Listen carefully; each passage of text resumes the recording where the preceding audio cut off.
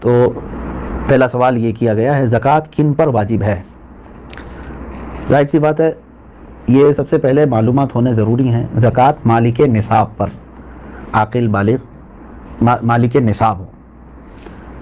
مالک نصاب کسے کہتے ہیں؟ مالک نصاب جو ہے شریعت نے ایک لمٹ مقرر کی ہے مال میں، سونا چاندی مال پیسے، اتنے لمٹ کا جس کے پاس مال ہوگا اس کو مالک نصاب کہتے ہیں. وہ لمٹ کیا ہے؟ سونے میں 7.5 تولہ، چاندی میں 52.5 تولہ، اور پیسوں میں ان میں سے کوئی ایک کی قیمت، یعنی 52.5 تولہ چاندی کی قیمت کا بھی اگر کوئی مالک ہے، جیسے آج مارکیٹ میں 52.5 تولہ چاندی کی قیمت ایگزیکٹ تو میں نہیں بتا سکتا، جو ریٹ چل رہا ہوگا روز الگ الگ ہوتا ہے، 25,000 اگر فار ایگزامپل، تو 25,000 قیمت ہے اس کے پاس، 52.5 تولہ چاندی کی قیمت ہے.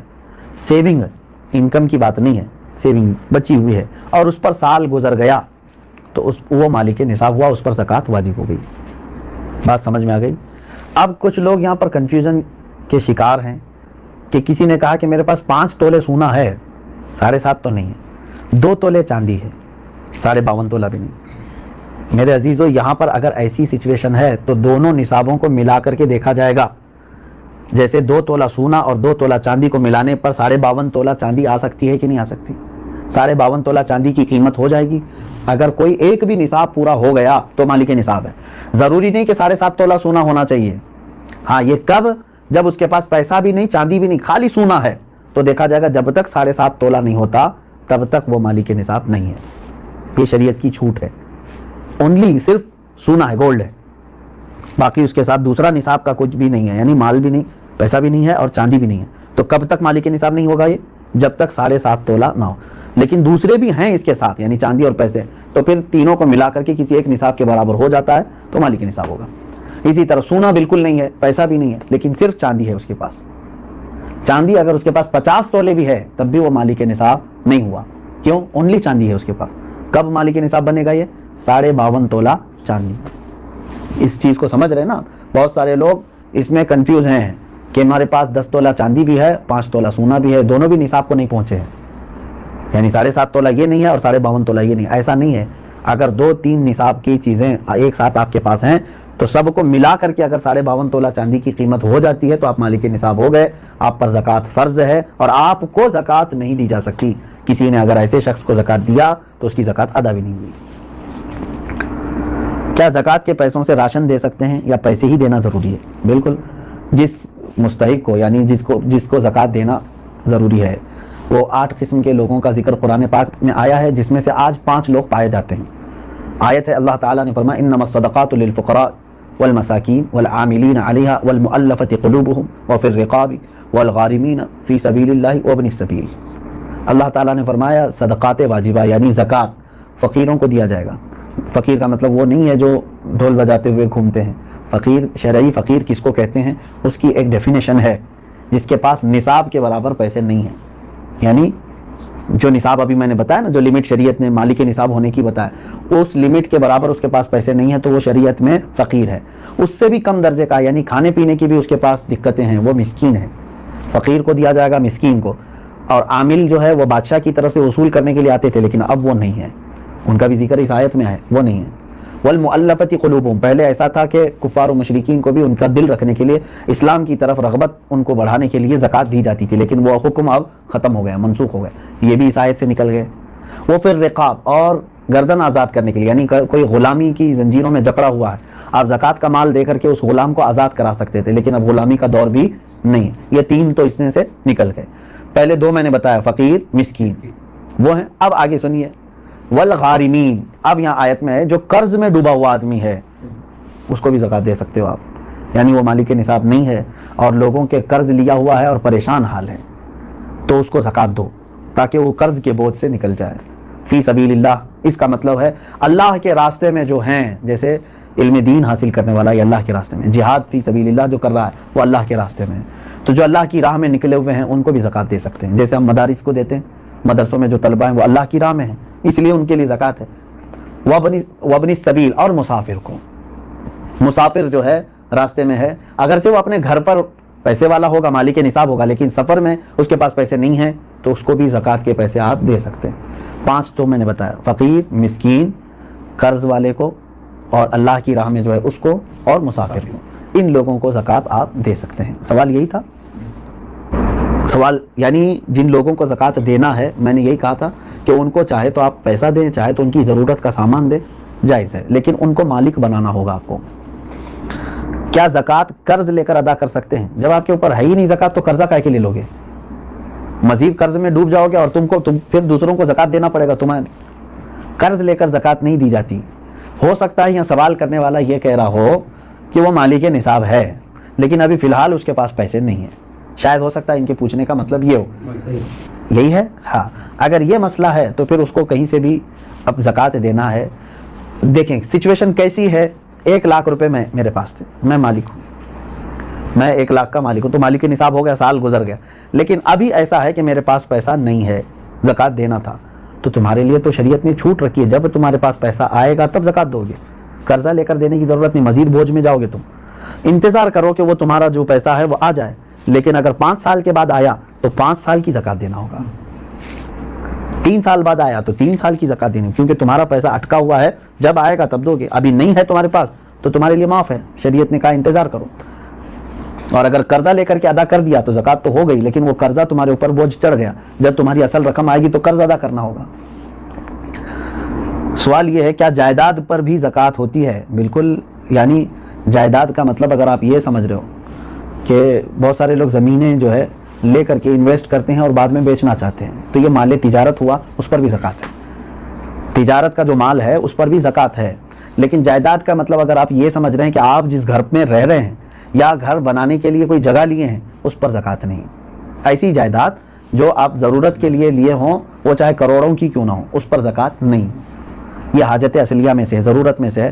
ہاں، اگر کوئی ایک تھوڑی سی ایک ٹکڑا زمین کا ہی آپ نے اس لیے لیا کہ آج اس کی قیمت 10 لاکھ ہے، میں رکھوں گا، چند دنوں کے بعد 20 لاکھ ہو جائے گی، میں بیچوں گا، تو آپ اس میں تجارت کر رہے ہیں نا، تو تجارت کی نیت ہوئی آپ کی، تو اس زمین پر بھی زکوٰۃ ہے۔ سوال یہ ہے اس کورونا کے ماحول میں مسلمانوں کے ساتھ ساتھ غیر مسلم بھی راشن کے محتاج ہے، تو کیا انہیں اس حالت میں زکوٰۃ کے پیسے دے سکتے ہیں؟ زکوٰۃ یہ شریعت کا حق ہے، زکوٰۃ یہ شریعت کا حق ہے، یعنی اللہ تبارک و تعالیٰ نے مسلمانوں پر فرض کیا ہے، زکوٰۃ صرف صاحب اسلام کو، مسلمان کو ہی دی جا سکتی ہے۔ ہاں، مدد کی بات جہاں تک ہے، غیر مسلم ہیں ان کی بھی آپ مدد کر سکتے ہیں مخلوق خدا ہونے کی حیثیت سے، اگر ان میں سے کوئی محتاج ہے آپ مدد کریں، لیکن زکوٰۃ کے پیسوں سے نہیں، دوسری اماؤنٹ سے آپ ان کی مدد کر سکتے ہیں۔ میں مدد کی ممانعت کی بات نہیں کر رہا ہوں کہ مدد نہیں کر سکتے کسی، اسلام تو مدد کرنے کا حکم دیتا ہے، لیکن زکوٰۃ چونکہ پرٹیکولر ایک یہ ہمارے مذہبی حصہ ہے، تو یہ صرف اس وقت ہی ادا ہوگی جب آپ مسلمان کو دیں گے۔ سوال یہ ہے کھیتی باڑی کرنے والے اپنی زکوٰۃ کیسے نکال سکتے ہیں؟ جیسے سب لوگ نکالتے ہیں ویسی ہی آپ کے پاس پیسے ہیں، سونا ہے، چاندی ہے، کھیتی باڑی کرنے والے کے پاس، تو ان پر تو وہی زکوٰۃ ہوگی۔ لیکن سوال پوچھنے والا اگر یہ پوچھ رہا ہے کہ کھیتی باڑی کی جو فصل نکلی ہے اس میں کیا ہے، تو اس کا طریقہ الگ ہے، اس کو عشر کہتے ہیں، یعنی جو کھیتی میں جتنی بھی فصل آپ کی آئی اس کا 10واں حصہ اللہ کی راہ میں انہیں خیرات کرنا ہوگا، لیکن یہ بھی اس وقت جب کہ وہ اللہ تبارک و تعالیٰ کی نعمتوں سے ویسی ہی اس کی فصل اگائی بغیر کسی زیادہ محنت کے، یعنی اس نے بیج بویا اور فصل نکل آئی اور کٹائی کر لیا۔ لیکن ایک ہوتا ہے آپ کے کھیتی باڑی کرنے والے کے لیے بورنگ کیا ہے، پانی کی پائپ لائن چھوڑا ہے اور اس کے بعد کھاد ڈالا ہے، اس میں محنت کیا ہے، تو محنت کر کے جو فصل آئی تو اس میں 20واں حصہ دے گا، 10واں نہیں، یعنی 5% اپنی پوری فصل کا 5% اللہ کی راہ میں وہ دے گا، اس کو کہتے ہیں، وہ عشر والے مسائل ہیں۔ اور جو بغیر کسی اس طرح کے بورویل وغیرہ کے قدرتی پانی سے سینچ کر کے فصل آئی ہے اس میں 10% دے گا۔ سوال یہ ہے سونے کی زکوٰۃ اس کی آج کی قیمت پر دینی ہوگی یا اس کی خریدی ہوئی قیمت پر؟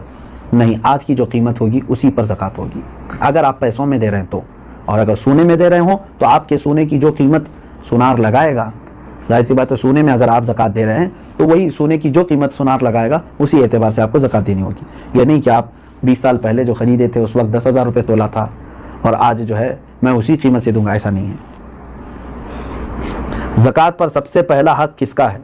سب سے پہلا حق آپ کے رشتہ داروں کا ہے، اس کے بعد پڑوسیوں کا ہے، پھر آپ کے محلے والوں کا، پھر آپ کے گاؤں والوں کا، پھر آپ کے شہر والوں کا، پھر شہر کے پڑوس والوں کا، اس طرح ترتیب ہے۔ اگر کوئی شخص اپنی ہر مہینے کی انکم پر زکوٰۃ دیتا ہو تو اس پر سالانہ زکوٰۃ واجب ہے؟ इनकम पर क्यों ज़कात देता है जब अल्लाह तबारक व तआला ने तुम्हें उस चीज़ का हुक्म नहीं दिया? जो तुम जमा करके रख रहे हो, जो सेविंग है, अब मिसाल के तौर पर मैं आपको बताऊं, आपकी सैलरी 1 लाख है मंथली, आप जॉब करते हैं, 1 लाख रुपए महीना कमा रहे हैं, अब 98,000 आपके राशन पानी और घर के खर्चों में सब चली जाती है और बचते कितने हैं? 2,000। पूरे साल में आपके पास कितने बचे? 24,000। तो इस पर कहाँ से ज़कात आई? 24,000 अगर ये निसाब की कीमत हो गई है, 52.5 तोला चांदी की कीमत हो जाती है 24, तो बस यही 24,000 पे ज़कात होगी, ना कि वो 12 लाख पे जो हर महीने कमा रहा था। आप कमा करके जितना अपने ऊपर खर्च कर दिए उस पर ज़कात नहीं, कमा करके जो आप बचा करके रखे हैं ज़रूरत से जो ज़्यादा, उस पर ज़कात है। ये टैक्स और ज़कात में यही फ़र्क है।